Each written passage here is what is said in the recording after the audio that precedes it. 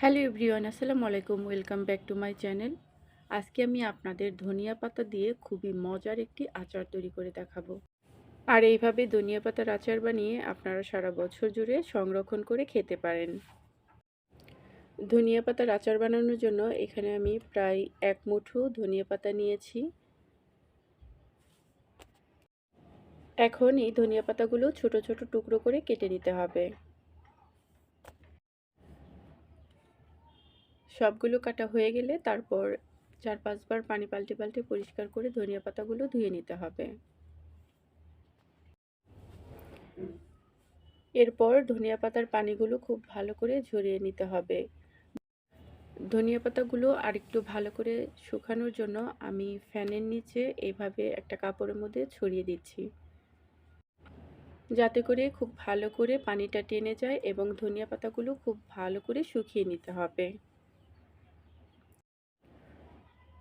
এই রেসিপির জন্য লাগবে হচ্ছে আমার তেঁতুল। এখানে আমি সামান্য একটু তেঁতুল নিয়েছি। তেঁতুলটাকে আমি একটু পানি দিয়ে ভিজিয়ে রেখেছি 5 মিনিটের মতো। তেঁতুলটা একটু ভিজিয়ে রাখলে খুব সহজে এর কাঠটা বেরিয়ে আসে। এভাবে চটকিয়ে তারপর তেঁতুলের কাঠটাকে বের করে নিয়েছি।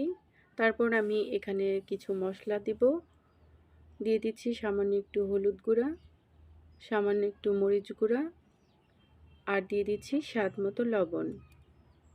এরপর এই সব কিছু উপকরণকে একসাথে খুব ভালো করে মিশিয়ে নিতে হবে। সব কিছু আবারও একসাথে ভালো করে মিশিয়ে নিয়ে তারপর আমি এটাকে রেখে দিব সাইডে পরবর্তীতে ব্যবহার করার জন্য।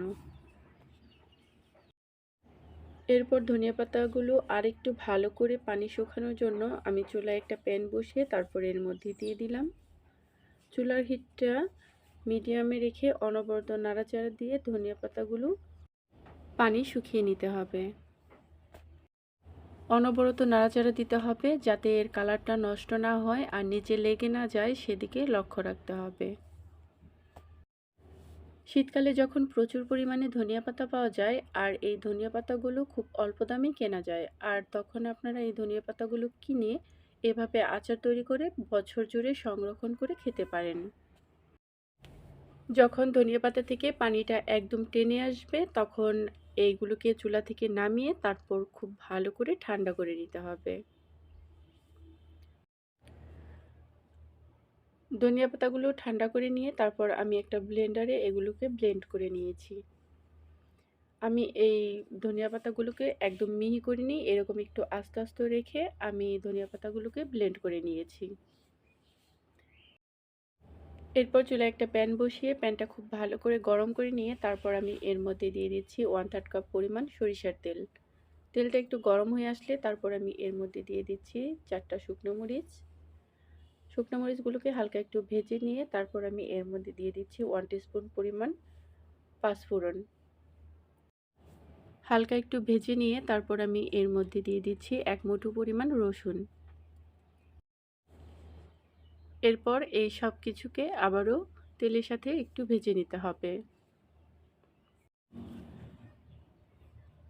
এরপর আমি এর মধ্যে দিয়ে দিচ্ছি আগে থেকে বানিয়ে রাখা তেঁতুলের কাঠটা। এরপর এই মশলাটাকে খুব ভালো করে কষিয়ে নিতে হবে। কষাতে কষাতে যখন গ্রেভি থেকে এরকম তেল উঠে আসবে তখন এর চুলাটা বন্ধ করে দিতে হবে। চুলাটা বন্ধ করে দিয়ে তারপর আমি ধনিয়া পাতার যে পেস্টটা তৈরি করেছিলাম সেটা দিয়ে দিব। তারপর সেই সব কিছুকে একসাথে মিশিয়ে নিতে হবে। এখানে চুলা অফ করে মেশানোর কারণ হচ্ছে চুলাটা যদি আমি অন রেখে তারপর এটাকে মিশাতাম তাহলে ধনিয়া পাতার কালারগুলো নষ্ট হয়ে যেত। এই জন্য চুলাটা অফ করে তারপর মেশাতে হবে, তাতে ধনিয়া পাতার কালারটা খুব সুন্দর থাকবে। তো তৈরি হয়ে গেল ধনিয়া পাতার আচার। আর এইভাবে আচার বানিয়ে আপনারা ফ্রিজে রেখে সংরক্ষণ করে প্রায় বছর জুড়ে খেতে পারবেন। তো ভিউয়ার্স, এরকম আরও নিত্য নতুন রেসিপি দেখার জন্য আমার চ্যানেলটা সাবস্ক্রাইব করে আমার পাশেই থাকবেন। আল্লাহ হাফেজ।